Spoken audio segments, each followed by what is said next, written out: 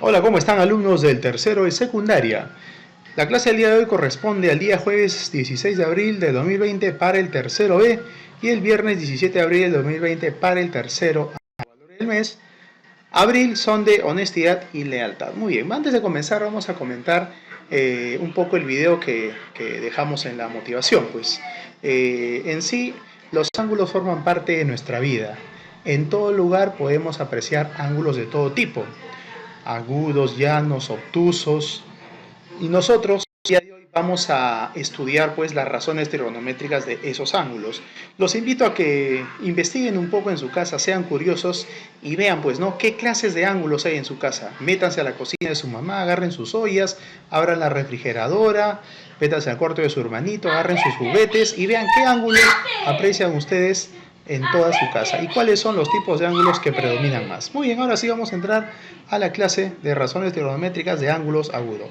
Para esto les presento a la estrella principal, que viene a ser pues el triángulo rectángulo ACB, donde A, B y C son los vértices, pero el vértice B, es un vértice especial.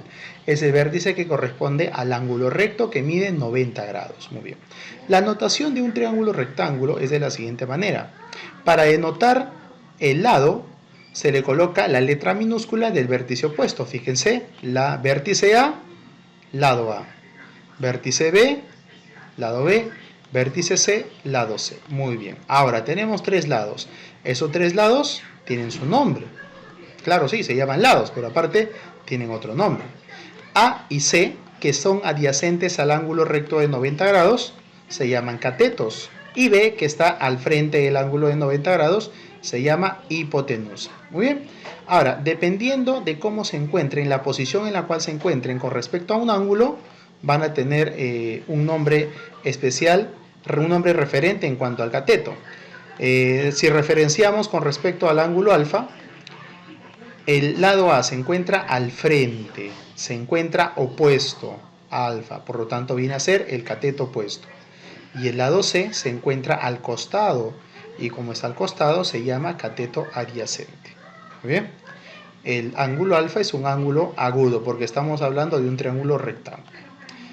En todo triángulo rectángulo se cumple el teorema más famoso de la historia de la matemática, que relaciona los tres lados de ese triángulo.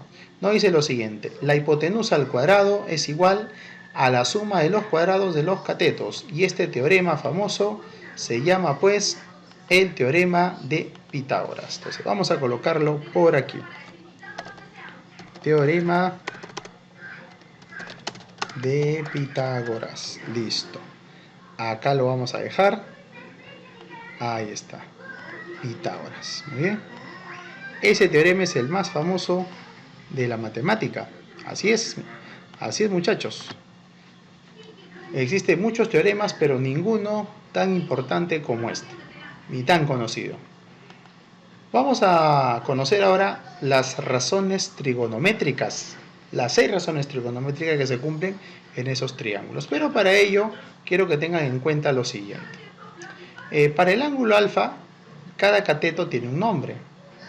A es el cateto opuesto y C es el cateto adyacente. Y B es la hipotenusa, ¿correcto? Muy bien.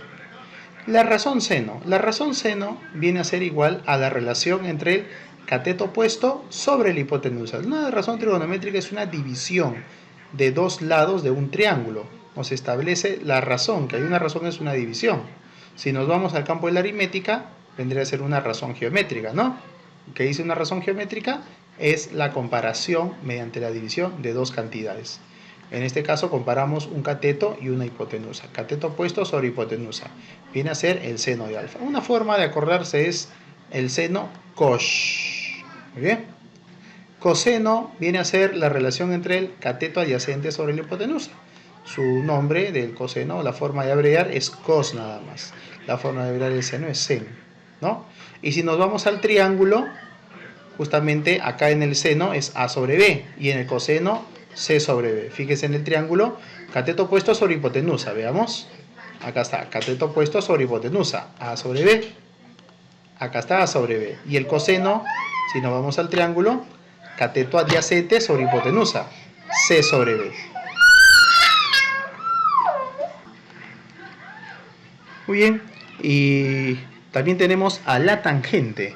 La tangente del ángulo alfa vendría a ser el cateto opuesto sobre cateto adyacente. Veamos. Cateto opuesto A, cateto adyacente C, A sobre C. Aquí está, muy bien. La cotangente vendría a ser el cateto adyacente sobre el cateto opuesto. Veamos. Cateto adyacente C, cateto opuesto A.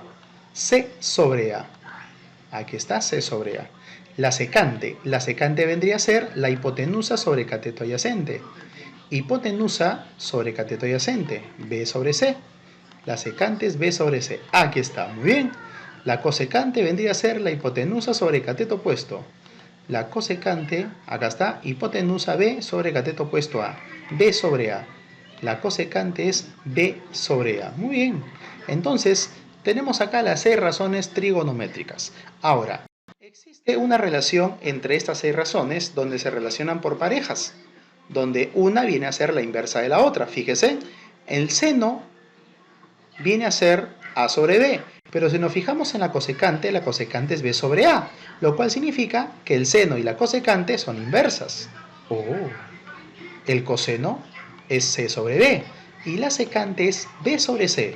Entonces esto indica que el coseno y la secante también son inversas. Y por último, la tangente es A sobre C y la cotangente es C sobre A, por lo cual yo deduzco que estas 2 razones trigonométricas son inversas. Por lo tanto, será necesario y suficiente saber estas 3 principales, seno, coseno y tangente, porque de saber estas, automáticamente sabré las otras 3, solamente invirtiendo el valor de cada razón. Ahora, ¿cómo es invirtiendo? Miren, por acá tenemos un ejemplo. Si el seno de alfa vale 1/3, ¿cuál es la inversa del seno? Veamos. Ajá. La inversa es la cosecante. Entonces, la cosecante de alfa sería la inversa de 1/3. Si invertimos 1/3 sería 3. Claro que sí, ¿no?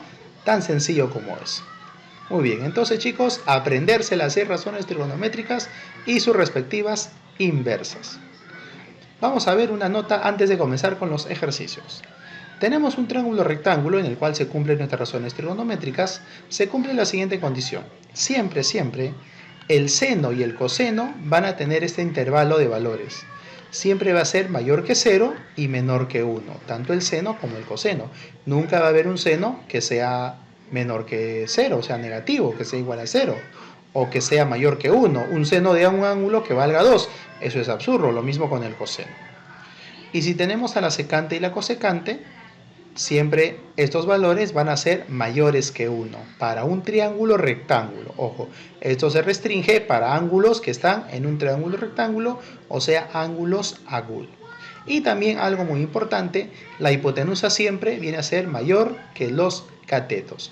Nunca, jamás, la hipotenusa puede ser igual o menor que un cateto. Profesor, una pregunta, ¿los catetos pueden ser iguales? Claro que sí, existe un triángulo donde los catetos son iguales. Es un triángulo notable que ya lo vas a aprender más adelante. ¿Qué más? Si tenemos esto, seno al cuadrado de alfa, profesor, ¿puede este exponente pasar al ángulo? No, eso está muy mal, no se puede hacer eso. El seno al cuadrado de alfa es diferente que el seno de alfa al cuadrado. Si tenemos esto, seno de alfa sobre seno de beta, profesor, se elimina el seno con el seno. Estás totalmente equivocado. Eso no se hace. Eso es un crimen. Te voy a denunciar si haces eso. Esto no se puede hacer. Seno de alfa sobre seno de beta es diferente de alfa sobre beta. Acá estás dividiendo ángulos y acá divides razones trigonométricas. Muy bien, chicos. Entonces terminamos con la parte teórica. Vamos ahora sí a pasar a los ejercicios.